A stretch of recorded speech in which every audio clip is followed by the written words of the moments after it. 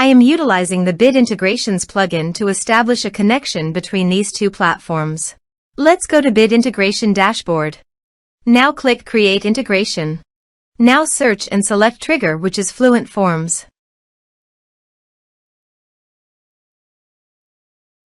Select a form. Click Next. Now here search and select GetResponse. Here, give a meaningful integration name as you want. To get API token, please visit GetResponse API token. Click on Generate Key. Give the name of your key.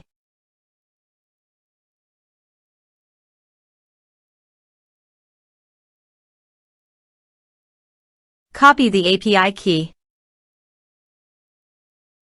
and paste it here.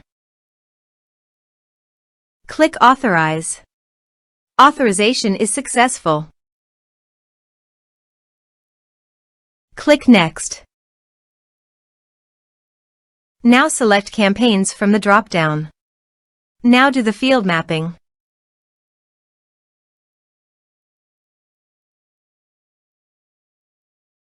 Here are several advanced features available for you to utilize according to your specific requirements. Here is the conditional logic. You can use it if you want. If the condition matches, then the data you will send to GetResponse. Then click Next. Now save the integration. Now go to your form and type some information and submit the form.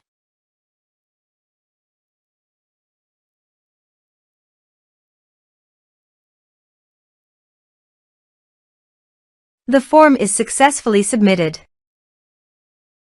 Now go to GetResponse. Navigate to the Bit Integrations list. Here is the data that came into GetResponse through the integration. Thanks for watching our video.